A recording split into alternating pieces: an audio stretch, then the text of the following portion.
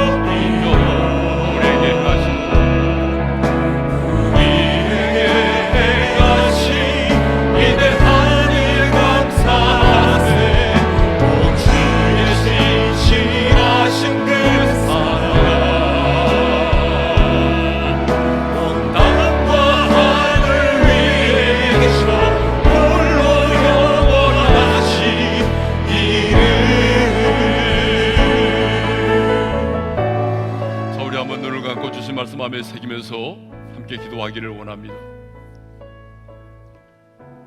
하나님은 이스라엘 백성들이 요단강을 건너 약속의 땅 가나안에 들어왔을 때에 그들이 유숙하고 있는 길갈에 12돌의 기념비를 세우게 하셨습니다. 하나님의 은혜를 잊지 않도록 하기 위해서입니다.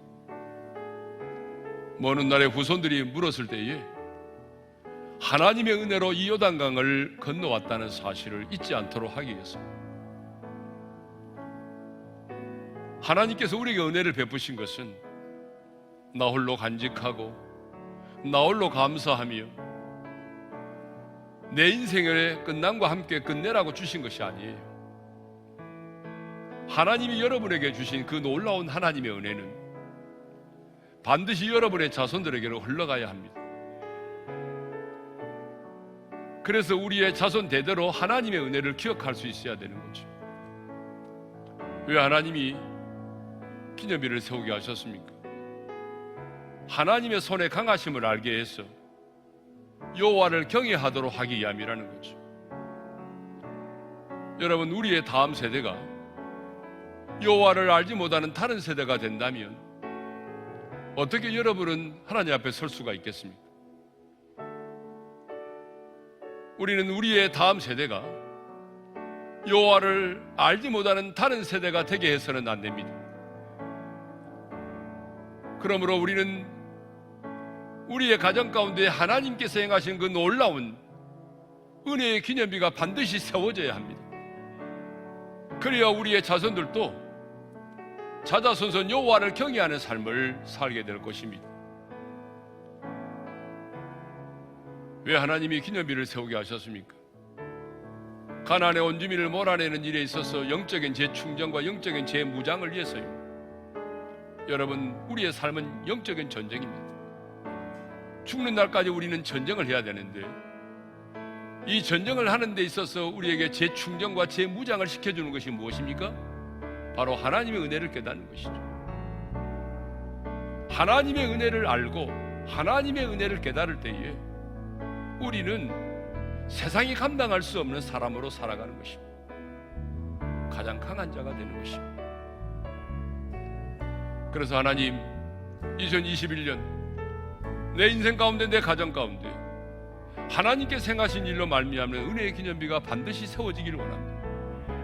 여러분, 평탄한 인생을 살면 기념비를 세울 만한 이유가 별로 없습니다. 그러나 우리의 인생 가운데 홍해가 있고 요단강이 있고 우리의 인생 가운데 고난이 있다면 지금 내 앞에 당면한 그 고난은 하나님의 손의 강하심을 경험할 수 있는 기회이고 하나님의 은혜의 기념비가 세워질 수 있는 절호의 기회라는 것입니다. 고난이 고난으로 끝을 맺지 않고 인생에 은혜의 기념비가 세워질 수 있는 기회가 되기를 위하여 기도합시다. 오늘 주신 말씀을 붙들고 우리 주여 한번 외치고 함께 부르짖어 기도하며 나가겠습니다. 주여, 아버지 하나님 감사합니다.